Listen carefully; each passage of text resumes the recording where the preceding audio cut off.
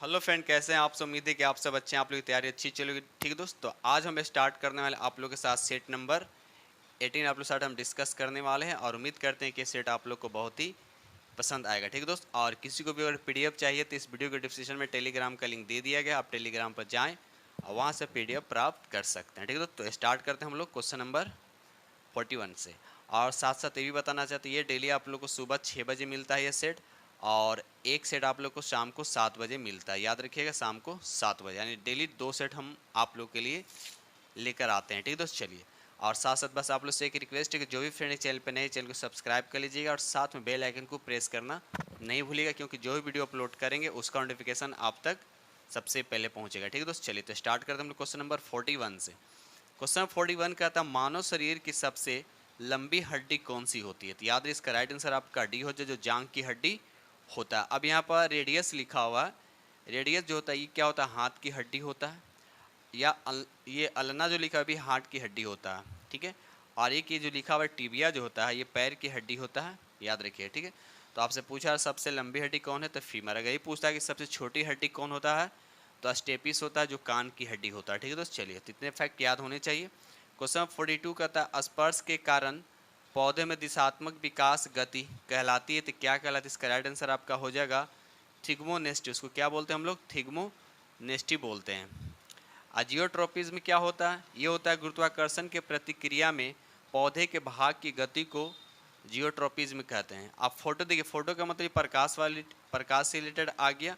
मतलब ये हुआ कि प्रकाश की प्रक्रिया में पौधे के भाग की गति को फोटोट्रोपिज्म कहते हैं। आई देखिए, केमिस्ट लगा हुआ है ना, तो केमिस्ट का मतलब क्या, रसायनों की प्रतिक्रिया में पौधों के भाग की गति को केमोट्रोपिज्म कहते हैं। तो ये फैक्ट आपको याद होना चाहिए। आगे बढ़ते क्वेश्चन नंबर यहाँ पर 43। क्वेश्चन 43 का, सबसे छोटी जीवित पक्षी कौन सी है। तो याद रहे, इसका राइट आंसर आपका हो जाएगा हमिंग बर्ड जो है सबसे छोटी जीवित पक्षी होता है। अगर ये पूछा कि सबसे बड़ी पक्षी कौन है, तो ऑस्ट्रिच, जिसको शुतुरमुर्ग कहते हैं। ठीक है दोस्त, चलिए आगे बढ़ते क्वेश्चन नंबर 44। निम्नलिखित में से कौन बहुकोषीय जानवर, देखिए बहुकोषीय कौन नहीं थी। याद रखिए, अमीबा जो है बहुकोषीय नहीं बल्कि एक कोशिकीय जीव है। ठीक है दोस्त, चलिए आगे बढ़ते हैं क्वेश्चन नंबर नेक्स्ट। ये रहा क्वेश्चन नंबर आपका 45। क्वेश्चन 45 कहता है, the origin of a species पुस्तक किसके द्वारा लिखी गई है। तो आपको राइट आंसर हो जाएगा आपका सी हो जाएगा, चार्ल्स रॉबर्ट डार्विन के द्वारा the origin of a species पुस्तक लिखी गई है। ठीक दोस्त, चलिए आगे बढ़ते क्वेश्चन नंबर यहाँ 46 कहता है, निम्न में से कौन परिसंचरण प्रणाली का हिस्सा नहीं है। तो याद है, इसका राइट आंसर आपका बी हो जाएगा, बिल्ली जो है परिसंचरण प्रणाली का हिस्सा नहीं है। क्वेश्चन नंबर 47 कहता है, नीली क्रांति से संबंधित आपको बताना है कि नीली क्रांति जो है किससे संबंधित है। तो याद रखिएगा, इसका राइट ऑप्शन हो जाएगा आपका मछली उत्पादन से, यानी मत्स्य इसको मछली उत्पादन से संबंधित है। ठीक है दोस्त। क्वेश्चन नंबर 48 कहता है, विषाणुओं के अध्ययन को क्या कहा जाता है। विषाणुओं को अध्ययन को क्या कहते हैं। याद रखिए, उसको बोलते हैं वायरोलॉजी कहते हैं। क्या कहते हैं, वायरोलॉजी, यानी ऑप्शन आपका डी हो जाएगा। याद रखिए दोस्त, वायरोलॉजी उसको कहते हैं। और जीव विज्ञान के अध्ययन को उसको बायोलॉजी कहते हैं। ठीक है, अब पेडोलॉजी किसको बोलते हैं। पेडोलॉजी में क्या होता है, इसमें मिट्टी के प्राकृतिक के अध्ययन के उसको हम लोग पेडोलॉजी कहते हैं। ठीक दोस्त, चलिए आगे बढ़ते क्वेश्चन नंबर नेक्स्ट। ये रहा क्वेश्चन नंबर आपका 49। क्वेश्चन नंबर 49 कहता है, निम्नलिखित में से कौन सी धातु सबसे अधिक तन्य, तन्य का मतलब होता है जिसको पतले तार की तरह बनाया जा सकता हो। ठीक है, तो यहाँ पर आपका राइट आंसर जो हो जाएगा आपका सोना हो जाएगा, यानी डी इसका राइट आंसर होगा। सोना का सिंबल क्या होता है, एयू होता है। अब यहाँ से क्वेश्चन और बनता है, आपसे पूछा जाए कि सबसे आघातवर्ध धातु कौन होता है, तो उसका भी आंसर आपका सोना ही देना है। इसीलिए तो सोना का उपयोग जो है गहने जेवर इस सब बनाने में किया जाता है। ठीक है दोस्त, चलिए आगे बढ़ते question number next. Question number यहाँ 50 कहता है, जब किडनी सही तरीके से काम करना बंद कर देती है तो अपशिष्ट उत्पादों और खून से अतिरिक्त द्रव को निकालने को क्या कहा जाता है। तो उसको हम लोग डायलिसिस बोलते हैं। क्या बोलते हैं दोस्त, डायलिसिस। जब किडनी खराब हो जाए तब हम लोग डायलिसिस के द्वारा ब्लड को क्या करते हैं, साफ करते हैं। ठीक है दोस्त, याद रखिएगा। चलिए आगे बढ़ते क्वेश्चन नंबर 51 कहता है, निम्न में कौन पानी के साथ प्रतिक्रिया मतलब रिएक्शन करता है। पानी के साथ यहाँ देखा जाए ऑप्शन के अकॉर्डिंग यहाँ पर कैल्शियम हो जाएगा, जो पानी के साथ क्या करता है, रिएक्शन करता है। ठीक है दोस्त, आई बात समझ में। चलिए आगे बढ़ते क्वेश्चन नंबर नेक्स्ट। ये रहा क्वेश्चन नंबर आपका 52। क्वेश्चन 52 कहता है, पत्ती की निचली सतह पर स्थित छोटे छिद्र को क्या, इसको एस्टोमेटा बोलते हैं। इसको क्या बोलते हैं? एस्टोमेटा बोलते हैं, या हिंदी में इसको रंध्र बोलते हैं। याद रखिएगा, इसको रंध्र बोलते हैं। ठीक है दोस्त, चलिए आगे बढ़ते हैं। Question number 53। दोस्तों वीडियो अच्छा लग रहा होगा तो प्लीज़ लाइक ज़रूर कीजिएगा, और जो फ्रेंड ये चैनल पर नए, चैनल को सब्सक्राइब कीजिएगा, और साथ में बेल आइकन को प्रेस करना नहीं भूलिएगा, और अपने दोस्तों में, अपने सर्कलों में ज़्यादा से ज़्यादा शेयर करने की कोशिश कीजिएगा। ठीक है दोस्त, चलिए तो हम लोग देखते हैं। क्वेश्चन नंबर 53 कहता है, डैश दे रखा है पहले, पौधों में जल परिवहन का कार्य करता है। बताइए पौधों में जल परिवहन का कार्य करता तो कौन है? तो याद रखिए जाइलम। जाइलम का काम क्या है? जो रूट के द्वारा जल और खनिज लवणों को कहाँ तक पहुँचाता है? जाइलम पत्ती तक पहुँचाता है। अब एक होता है फ्लोएम। अब फ्लोएम का काम क्या है कि पत्ते में जो भोजन बनते हैं उसके पौधों के अन्य भागों में पहुँचाना। और साथ साथ ये भी याद रखिए कि जाइलम और फ्लोएम जो होता है ये जटिल उत्तक होता है। ठीक है दोस्त, चलिए इतना फैक्ट आपको याद होने चाहिए। आगे बढ़ते क्वेश्चन नंबर यहाँ पर 54 कहता है, उस प्रक्रिया को क्या कहा जाता है जिसके द्वारा अनुवांशिक रूप से समान व्यक्ति उत्पादित किए जा सकते हैं? तो याद रखिए इसका राइट आंसर जो क्या होगा आपका डी होगा, क्लोनिंग का। तो उसको क्या बोलते हैं दोस्त? क्लोनिंग कहते हैं। ठीक है, चलिए आगे बढ़ते क्वेश्चन नंबर 55 कहता है, मनुष्य, वनस्पति और जीव जंतु, मत्स्य, पशुधन आदि जीव मंडल से प्राप्त संसाधन जिनमें जीवन होता है वे क्या कहलाते हैं? तो इसका राइट आंसर हो जाएगा आपका डी हो जाएगा, उसको बोलते हैं जैव संसाधन बोलते हैं। क्या बोलते हैं? जैव संसाधन बोलते हैं, याद रखिएगा। अब एक चीज़ यहाँ पर आता है कि जैव संसाधन जो है इसमें एक अजैव संसाधन भी आता था। अजैव संसाधन किसको बोलते हैं? वैसे संसाधन जो निर्जीव पदार्थ से प्राप्त होता है, जैसे मिट्टी, हवा, पानी, धातु, पत्थर, ये सब क्या होगा? अजैव संसाधन का एक एग्जाम्पल हो गया। ठीक है दोस्त, चलिए आगे बढ़ते क्वेश्चन नंबर नेक्स्ट। ये रहा क्वेश्चन नंबर आपका 56 कहता है, सौर मंडल की खोज किसने की है? ठीक है, सौर मंडल की खोज किसने की? इसका राइट आंसर आपका ए हो जाएगा, कोपरनिकस ने सौर मंडल की खोज की है। ठीक दोस्त, चलिए आगे बढ़ते क्वेश्चन नंबर नेक्स्ट। ये रहा क्वेश्चन नंबर आपका 57 कहता है, निम्न में से कौन सी मिश्र धातु, देखिए इसमें से आपसे पूछा जा रहा है कि इसमें कौन सा मिश्र धातु नहीं है। तो यहाँ पर देखिए आपका चांदी जो यहाँ पर दे रखा है ये क्या आपका मिश्र धातु नहीं, बल्कि सिर्फ क्या ये धातु है, मेटल है। और ये एक बात याद रखिए, ये भी क्या होता है? तन्य होता है, लेकिन सोने के कंपेयर में, चांद यानी गोल्ड के कंपेयर में थोड़ा सा कम होता है। और साथ साथ एक चीज़ से क्वेश्चन बनता है कि आता है एग्जाम में कि सबसे अधिक विद्युत का सुचालक यानी विद्युत का सर्वोत्तम सुचालक धातु कौन है? तो याद रखिए चांदी। या चांदी का सिंबल क्या होता है? तो एजी होता है। बाकी यहाँ पर टांगा, पीतल और कांसा जो दे रखा है सब क्या होता है? मिश्र धातु। अगर हम टांगा की बात करें तो टांगा में क्या होता है? इसमें पीबी यानी लेड और टीन होता है। ठीक है, अगर हम पीतल की बात करते हैं तो इसमें कॉपर प्लस जेडन होता है यानी जिंक होता है। अगर हम कांसा की बात करें तो कॉपर प्लस यहाँ पे टीन होता है। तो ये सब आपको याद रखने चाहिए। कभी कभी एग्जाम में पूछ दिया जाता है कि पीतल कौन कौन धातुओं से मिलकर बना, तो आपको याद होना चाहिए। ठीक है दोस्त, चलिए आगे बढ़ते क्वेश्चन नंबर 58 कहता है, पहले स्तनपायी यानी क्लोन यानी भेड़ का नाम क्या है? तो याद रखिए इसका राइट आंसर जो है आपका डॉली हो जाएगा। क्या हो जाएगा दोस्त? डॉली हो जाएगा। ठीक है, चलिए आगे बढ़ते क्वेश्चन नंबर नेक्स्ट। थोड़ा छोटा कर देता हूँ हल्का सा। हाँ चलिए, क्वेश्चन नंबर यहाँ पे 59 कहता है, आपके विद्यालय का बागवान विद्यालय के बगीचे से सूखी पत्तियाँ इकट्ठा करता है और जलाता है। आपका एक विद्यार्थी इसकी शिकायत आपसे करता है, आप क्या करेंगे? ठीक है, तो याद रखिए इसका राइट आंसर हो जाएगा आपका बी हो जाएगा, विद्यार्थियों से सूखी पत्तियां इकट्ठा करने में भगवान की मदद करने को कहेंगे तथा खाद बनाने में सहायता करेंगे। ठीक है दोस्तों, इसका राइट आंसर होगा। चलिए आगे बढ़ते क्वेश्चन नंबर नेक्स्ट। चलिए देखिए क्वेश्चन, इस तरह के भी क्वेश्चन बहुत बार रिवीजन हो चुका है। ठीक है, रिपीट हो चुका है। चलिए यहाँ पर देखिए क्वेश्चन नंबर 60 कहता है, जिम कॉर्बेट नेशनल पार्क किस राज्य में? तो याद रखिए ये किस राज्य में? तो ये उत्तराखंड में है। कहाँ है? उत्तराखंड में। ठीक है दोस्त, चलिए आगे बढ़ते question number next. Question number 61 कहता है, अपनी गर्दन को झटके से आगे पीछे कर सकने वाली पक्षी बताना। तो कौन सा? तो सिंपल सा हो जाएगा आपका मैना हो जाएगा। ये क्या करता है? अपने गर्दन को झटके से आगे पीछे घुमा लेता है। ठीक है दोस्त, चलिए आगे बढ़ते क्वेश्चन नंबर नेक्स्ट। ये रहा क्वेश्चन नंबर आपका 62। क्वेश्चन नंबर 62 कहता है, कौन सा वन्य जीव संरक्षण क्षेत्र हंगुल मृग के संरक्षण के लिए प्रसिद्ध है? तो याद रखिए इसका राइट आंसर हो जाएगा आपका दाची गाम। नाम क्या है? दाची गाम। राष्ट्रीय उद्यान। अब रहा सवाल कि दाची गाम राष्ट्रीय उद्यान जो है ये कहाँ, तो याद रखिए जम्मू और कश्मीर में है।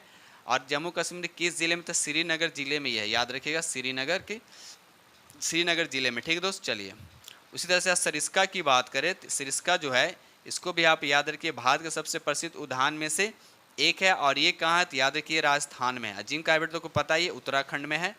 ठीक है दोस्त, चलिए आगे बढ़ते क्वेश्चन नंबर नेक्स्ट। और यहाँ पर दे रखा है रानीखेत। रानीखेत ये भी क्या है कि स्टेशन, प्रसिद्ध हिल स्टेशन है जो कहाँ है, उत्तराखंड में। ठीक है दोस्त, चलिए आगे बढ़ते क्वेश्चन नंबर नेक्स्ट।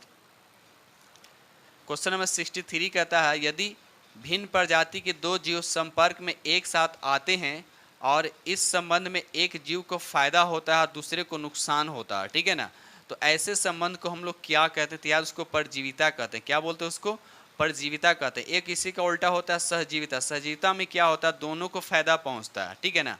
सहजीविता में क्या होता है, दोनों को फायदा होता है। लेकिन परजीविता में क्या होता है, एक को नुकसान होता है, एक को फायदा होता है। तो आपसे पूछा क्या है कि इसमें देखिए दूसरे को नुकसान है, एक को फायदा दूसरे को नुकसान, तो परजीविता होगा, ठीक है। और जब दोनों को फायदा तो सहजीविता, ये आप फैक्ट याद रखिएगा, ठीक है दोस्त। चलिए आगे बढ़ते क्वेश्चन नंबर 64 कहता है उन जोड़ों की पहचान कीजिए जो कीड़ों की लार्वा के उदाहरण है। तो याद रखिए इसका राइट आंसर आपका डी हो जाएगा, सूंडी और इल्ली। याद रखिए सूंडी और इल्ली, ठीक है दोस्त। चलिए आगे बढ़ते क्वेश्चन नंबर 65 कहता है निम्नलिखित में से कौन सा दुनिया का सबसे लंबा पेड़ पूछा गया। तो याद रखिए दुनिया का सबसे लंबा पेड़ हो गया रेड वुड, यानी ऑप्शन आपका ए इज द करेक्ट आंसर हो गया, ठीक है दोस्त। चलिए आगे बढ़ते क्वेश्चन नंबर 66 कहता है मानव द्वारा बनाए गए उपग्रह स्थापित होते हैं। तब देखिए मानव द्वारा जो उपग्रह जो सैटेलाइट बनाया जाता है वो किस मंडल में स्थापित किया जाता है। तो याद रखिए इसका राइट आंसर जो हो जाएगा आपका डी हो जाएगा, एक्सपोस्फीयर मतलब बाह्य वायुमंडल में स्थापित किया जाता है, ठीक है दोस्त। चलिए आगे बढ़ते क्वेश्चन। देखिए एक क्वेश्चन यहाँ से बनता है क्षोभ मंडल में जो भी बादल बिजली जो भी कड़कते हैं वर्षा होती है सब क्षोभ मंडल के अंतर्गत आते हैं, ठीक है दोस्त। चलिए आगे बढ़ते question number next. Question number 67 का तारक ताल्पता है एक क्या है, आपको बताना किस तरह का ये रोग है। तो याद रखिए इसका राइट आंसर जो हो जाएगा अल्पता रोग है, किसी की कमी से होता है। तो याद रखिए किसकी कमी से होता है ये, तो याद रखिए B12 की कमी से ये रोग होता है, ठीक है दोस्त। चलिए आगे बढ़ते क्वेश्चन नंबर 68 कहता है विद्युत हीटर की एलिमेंट, यानी विद्युत हीटर में जो एलिमेंट होता है उसका जो फिलामेंट जो होता है इस तरह से जो बना होता है, ठीक है ना। एलिमेंट निम्नलिखित में से किस मिश्र धातु का बना होता है, ठीक है। तो याद रखिए इसका राइट आंसर आपका नाइक्रोम हो जाएगा। नाइक्रोम क्या है, सबसे पहली बात याद रखिए नाइक्रोम एक मिश्र धातु है। अब विद्युत का जो हीटर का जो एलिमेंट जो होता है वह नाइक्रोम का बना होता है। तो अब ये नाइक्रोम है तो आपको ये भी पता होना चाहिए कि नाइक्रोम में कौन कौन से धातु होते हैं। तो यहाँ पर निकेल होता है, याद रखिए निकेल होता है, और ये क्रोमियम का बना होता है, ठीक है दोस्त। चलिए आगे बढ़ते क्वेश्चन नंबर नेक्स्ट। चलिए क्वेश्चन नंबर यहाँ पे 69 कहता है जब बस का एक ड्राइवर अचानक ब्रेक लगाता है तो यात्री आगे की ओर झुक जाते, इसका कारण आपको बताएं, इसका रीजन क्या आती है। तो न्यूटन के फर्स्ट नियम से रिलेटेड है, ठीक है। तो याद रखिए यहाँ पर गति के जड़त्व, न्यूटन के फर्स्ट नियम को गति का जड़त्व भी कहते हैं, ठीक है। तो यहाँ पर आंसर हो जाएगा आपका गति के जड़त्व के कारण ऐसा होता है, ठीक है। तो चलिए आगे बढ़ते हैं क्वेश्चन नंबर 70 कहता है भार का इकाई, यानी वेट पूछा जा रहा है, वेट, ठीक है ना। वेट भी एक तरह का क्या है, बल होता है, यानी फोर्स होता है। तो जब फोर्स होता है तो फोर्स का मात्रक क्या होता है, तो न्यूटन होता है। तो भार यानी वेट का भी मात्रक क्या हो जाएगा, तो न्यूटन हो जाएगा। इसका राइट आंसर हो जाएगा आपका B is the correct answer हो जाएगा, ठीक है दोस्त। चलिए आगे बढ़ते क्वेश्चन नंबर नेक्स्ट। ये रहा क्वेश्चन नंबर आपके पास 71। उस विटामिन का नाम बताएं जिसकी कमी के कारण अत्यधिक खून बहने लगता है। तो याद रखिए इसका राइट आंसर आपका सी हो जाए, यानी विटामिन के। विटामिन के अगर शरीर में कमी हुआ तो ब्लड जब कहीं कट फट जाएगा तो ब्लड जल्दी रुकता नहीं है, तो इसी के कमी के कारण ऐसा होता है, ठीक है दोस्त। चलिए आगे बढ़ते क्वेश्चन नंबर 72 कहता है निम्नलिखित में से कौन सा नवीकरणीय ऊर्जा का स्रोत नहीं है, ठीक है। नवीकरणीय ऊर्जा का स्रोत नहीं है, तो याद रखिए इसका राइट आंसर आपका हो जाएगा सी होगा, जीवाश्मों से ऊर्जा जो हमको मिलता है यह नवीकरणीय ऊर्जा का स्रोत नहीं है, ठीक है दोस्त। चलिए आगे बढ़ते क्वेश्चन नंबर 73। क्वेश्चन नंबर 73 कहता है मानव मस्तिष्क में ध्वनि का अनुगुंज कितनी देर तक कायम रहता है। सिंपल सा ये क्वेश्चन समझिए कि मानव मस्तिष्क में ध्वनि जो हम गुंज सुनते हैं वो कितने सेकंड तक रहता है। तो याद रखिए 1/10 सेकंड जनरली कहीं लिखा रहता है, तो इसी को कन्वर्ट कीजिएगा तो 0.1, यानी ऑप्शन आपका सी हो जाएगा। ठीक है दोस्त, चलिए आगे बढ़ते। क्वेश्चन नंबर 74 कहता है, क्वेश्चन नंबर 74 कहता है विस्थापन के दर। देखिए विस्थापन के दर को क्या कहा जाता है। ठीक है,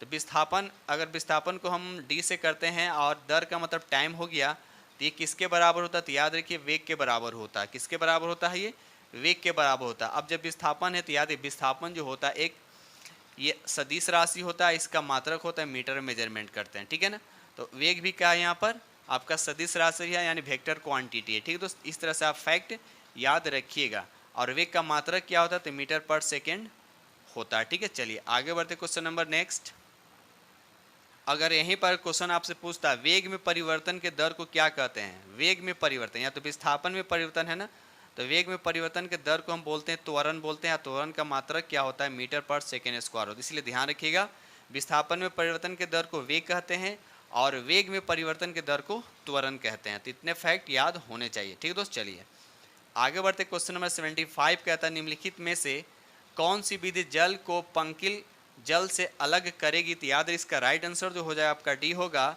निस्यंदन। याद रखिए निस्यंदन के द्वारा। ठीक है दोस्त, चलिए क्वेश्चन नंबर 76 कहता है वी आई लेनिन का संबंध किससे है। तो याद है इसका राइट आंसर हो जाएगा आपका ए हो जाएगा, वर्ष 1917 के रूसी क्रांति से इनका संबंध था। ठीक है दोस्त, चलिए आगे बढ़ते। क्वेश्चन नंबर 77 कहता है भारत के इनमें से किस बंदरगाह का नाम बदलकर दीनदयाल बंदरगाह रखा गया। तो याद रखिए इसका राइट आंसर आपका सी हो जाएगा, कांडला बंदरगाह को दीनदयाल बंदरगाह रखा गया। ठीक है दोस्त, चलिए आगे बढ़ते। क्वेश्चन नंबर 78 कहता है माओ जी डांग किस देश की साम्यवादी आंदोलन का नेता था। तो याद रखिएगा इसका राइट आंसर आपका सी हो जाएगा, ये चीन का नेता था। ठीक है दोस्त, चलिए आगे बढ़ते। Question number next, question number 79 कहता है 10 कुमार चरित किसने रची यानी किसने लिखी है। तो याद रहे इसका राइट आंसर होगा डांडी ने लिखी है। ठीक है दोस्त, चलिए आगे बढ़ते हैं। क्वेश्चन नंबर नेक्स्ट, दोस्त वीडियो अच्छा लग रहा हो तो प्लीज़ लाइक जरूर कीजिएगा और जो फ्रेंड इस चैनल पर नए चैनल को सब्सक्राइब कीजिएगा और बेल आइकन को प्रेस करना नहीं भूलिएगा। ठीक है दोस्त, चलिए क्वेश्चन नंबर 80 कहता है उबेर कप किसके लिए दिया जाता है। उबेर कप किसके लिए दिया जाता है यानी किस खेल के लिए। ठीक है, तो याद है इसका राइट आंसर आपका ए हो जाएगा, महिला बैडमिंटन। याद रखिएगा पुरुष बैडमिंटन में दे रखा है, लेकिन याद रखिए उबेर कप जो है ये महिला बैडमिंटन खेल से संबंधित है, ये हमेशा याद रखिएगा। ठीक है दोस्त, चलिए आगे बढ़ते। Question number next, question number 81 कहता है बाबा रामचंद्र ने औपनिवेशिक शासन के दौरान मुख्य रूप से निम्नलिखित में से किस क्षेत्र में किसान संघर्ष का नेतृत्व किया था। तो याद रखिए इसका राइट आंसर आपका बी हो जाएगा, अवध का, यानी बाबा रामचंद्र अवध का नेतृत्व किया था। क्वेश्चन नंबर 82 कहता है राजा शशांक जिनके विरुद्ध हर्षवर्धन ने युद्ध की घोषणा की थी डैश साम्राज्य के शासक थे। आपको बताना किस साम्राज्य के शासक थे। तो याद रखिए गौड़ साम्राज्य के ये शासक थे। ठीक है दोस्त, चलिए आगे बढ़ते। क्वेश्चन नंबर 83 कहता है सिंधु घाटी की सभ्यता की लिपि कौन सी है। सिंधु घाटी की सभ्यता की लिपि आपको बताना कौन सी। तो याद रखिए इसका राइट आंसर आपका ए हो जाएगा, भाव चित्रात्मक है। याद रखिए भाव चित्रात्मक। ठीक है दोस्त, चलिए आगे बढ़ते। क्वेश्चन नंबर 84 कहता है पहला मुगल बादशाह कौन था। पहला मुगल बादशाह कौन था। तो याद रखिएगा पहला मुगल बादशाह कौन था, तो बाबर। याद रखिए बाबर। ठीक है दोस्त, और ये बाबर जो है भारत के विरुद्ध किया गया प्रथम अभियान कब यानी भारत प्रथम आक्रमण कब किया था। तो याद रखिएगा 1519 ईस्वी में किया था। ठीक है दोस्त, चलिए आगे बढ़ते। Question number next, question number 85 कहता है चेतिया गिरी विहार सांची में मनाया जाने वाला पर्व है। तो किस धर्म का ये पर्व है, तो आपको ये बताना। तो याद रखिए बौद्ध धर्म का ये पर्व है। ठीक है दोस्त, चलिए आगे बढ़ते हैं। क्वेश्चन नंबर नेक्स्ट, ये रहा क्वेश्चन नंबर आपका 86 कहता है राष्ट्रीय संघ सचिवालय का मुख्यालय कहाँ था। तो याद है इसका राइट आंसर आपका सी हो जाए, जिनेवा में। कहाँ था, जिनेवा में। ठीक है दोस्त, चलिए आगे बढ़ते हैं। Question number next, question number 87 कहता है मृदा संरक्षण की निम्नलिखित प्रक्रियाओं में से किसको मल्चिंग कहा जाता है। देखिए किसको मल्चिंग कहा जाता है। तो याद रखिए इसका राइट आंसर आपका डी हो जाएगा, पौधों के बीच खुली जमीन पर पुआल आदि कार्बनिक पदार्थ की एक परत बिछा दी जाती है। इसी को हम लोग क्या बोलते हैं, तो मल्चिंग कहते हैं। ठीक है, तो इसी को हम क्या बोलते हैं, तो मल्चिंग कहते हैं। याद रखिएगा। चलिए आगे बढ़ते क्वेश्चन नंबर नेक्स्ट, ये रहा क्वेश्चन नंबर आपका 88 कहता है थिम्पू कहाँ की राजधानी? थिम्पू जो किसी देश का कैपिटल मतलब राजधानी है, तो आपको बताना है किस देश की राजधानी है। तो याद रखिए राइट आंसर आपका बी हो जाए, यानी भूटान का राजधानी। अगर नेपाल का बोले तो का हो जाएगा? काठमांडू हो जाएगा। ठीक है दोस्त। और उत्तरी कोरिया का हो जाएगा? तो आपका प्योंगयान हो जाएगा।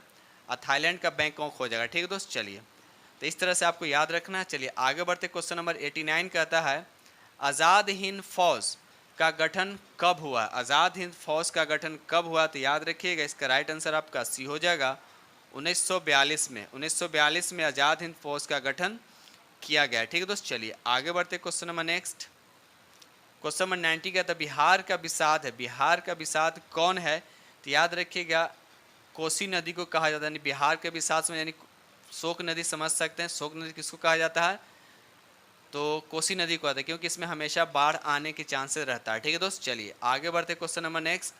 और साथ साथ एक कोसी नदी से एक और क्वेश्चन याद रखिए, हमेशा ये सबसे ज़्यादा मार्ग बदलने वाला नदी है, तो इससे भी क्वेश्चन बनते हैं। ठीक है। चलिए क्वेश्चन नंबर 91 कहता है तथाकथित कुशासन के आधार पर किस गवर्नर जनरल ने मैसूर राज्य के प्रशासन को ले लिया था? तो इसका राइट आंसर आपका सी हो जाएगा लॉर्ड विलियम बेटिंग ने। ठीक, याद रखिए लॉर्ड विलियम बेटिंग ने। ठीक है दोस्त। चलिए क्वेश्चन नंबर 92 का था हिटलर जर्मनी का चांसलर कब बना?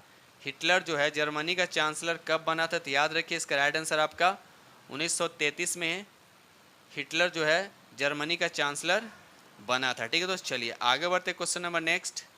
क्वेश्चन नंबर 93 कहता है निम्नलिखित में से किस देश के संविधान से भारतीय संविधान में विधि द्वारा स्थापित प्रक्रिया को अपनाया गया? तो याद रखिए इसका राइट आंसर आपका ए हो जाएगा जापान के संविधान से लिया गया। याद रखिए जापान के संविधान से। ठीक है दोस्त। चलिए आगे बढ़ते question number next.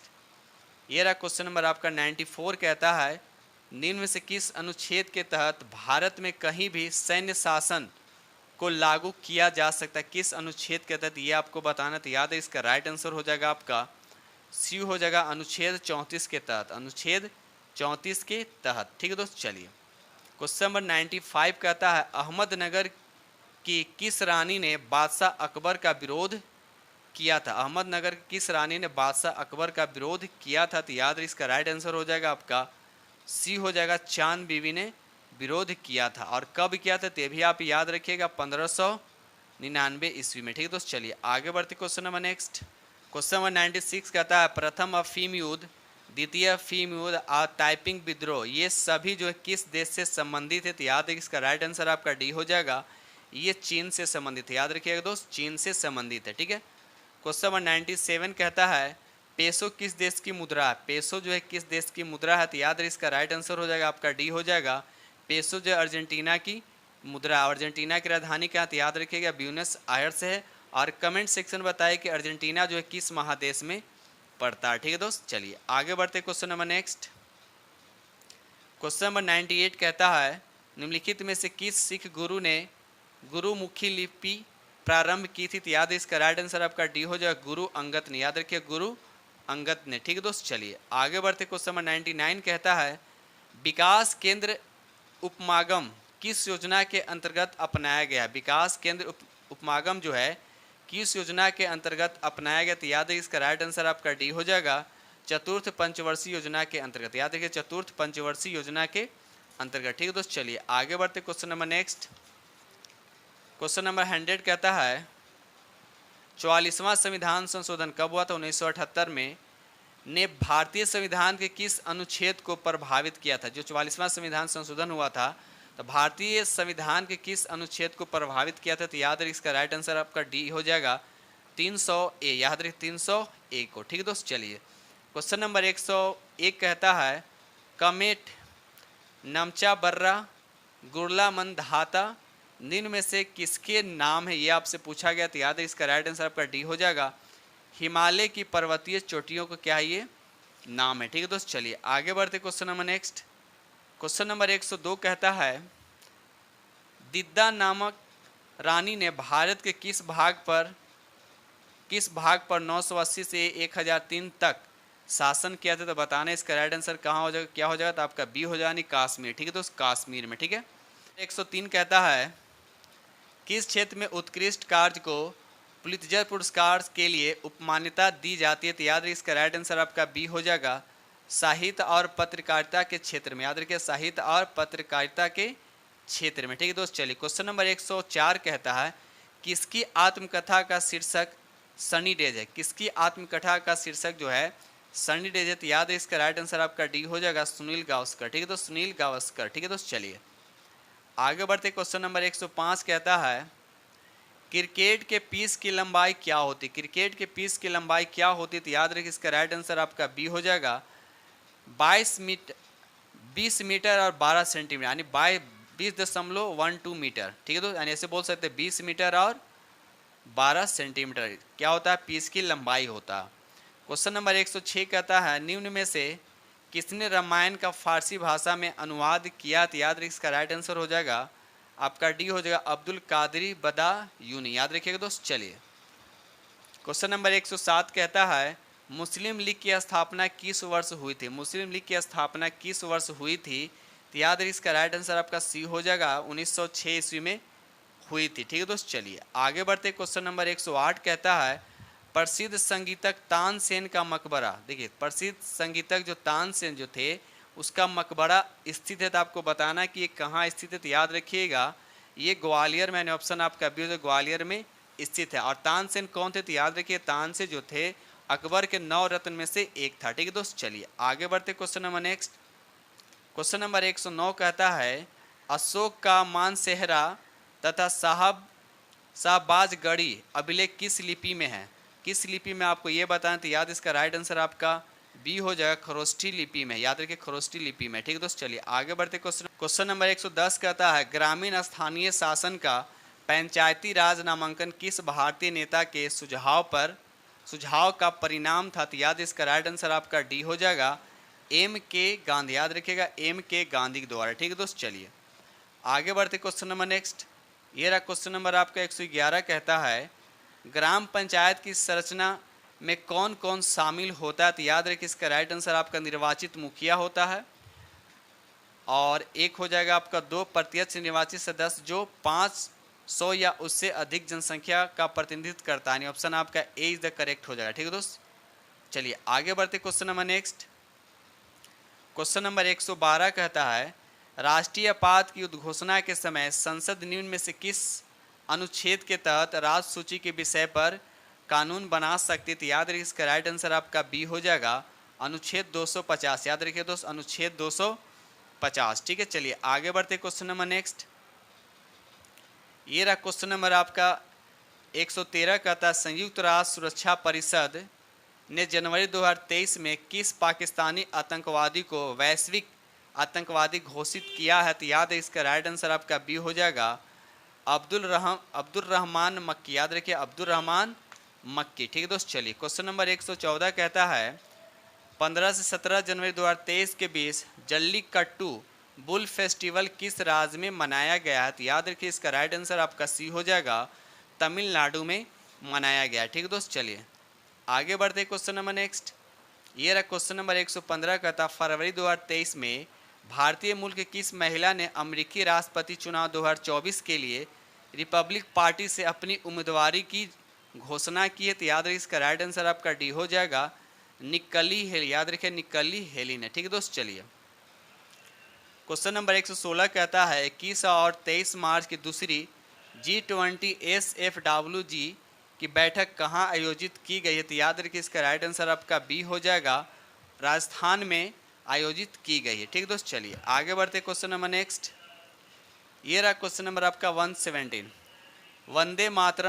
Vande Bharat express train चलाने वाली पहली महिला कौन बनी है, तो याद रखिए इसका राइट आंसर आपका बी हो जाएगा सुरेखा यादव। याद रखिएगा सुरेखा यादव। ठीक है दोस्त, चलिए क्वेश्चन नंबर 118 कहता है विश्व स्वास्थ्य दिवस कब मनाया जाता है। विश्व स्वास्थ्य दिवस कब मनाया जाता है, तो याद रखिएगा ये 7 अप्रैल को मनाया जाता है। ठीक है दोस्त, चलिए आगे बढ़ते। क्वेश्चन नंबर 119 कहता है विश्व में थैलीसीमिया दिवस कब मनाया जाता है, तो ये भी याद रखिए इसका राइट आंसर आपका डी हो जाएगा ये 8 मई को मनाया जाता है। कितने, तो 8 मई को ये मनाया जाता है। ठीक है दोस्त, चलिए आगे। क्वेश्चन नंबर 120 कहता है see is we man in steam किसने लिखे थे, इसका राइट आंसर आपका डी हो जाएगा Elsa Mary D'Silva and Supreet K C ने लिखा है। ठीक है दोस्तों, इस तरह से हमने आप लोग के साथ ATMC को डिस्कस किया हूँ और उम्मीद करता हूँ कि ये सेट आप लोग को बहुत ही पसंद आएगा। ठीक है दोस्त, और साथ ही बोलना चाहते जो फ्रेंड चैनल पर नए हैं चैनल को सब्सक्राइब कर लीजिएगा और साथ में बेल आइकन को प्रेस करना नहीं भूलिए, क्योंकि जो भी वीडियो अपलोड करेंगे जो बेल आइकन को प्रेस किए हुए उन्हीं के पास नोटिफिकेशन सबसे पहले जाएगा। ठीक है दोस्त, तो इसी के साथ में वीडियो करते हैं समाप्त और मिलते हैं आप लोग से नेक्स्ट वीडियो में। तब तक के लिए थैंक यू।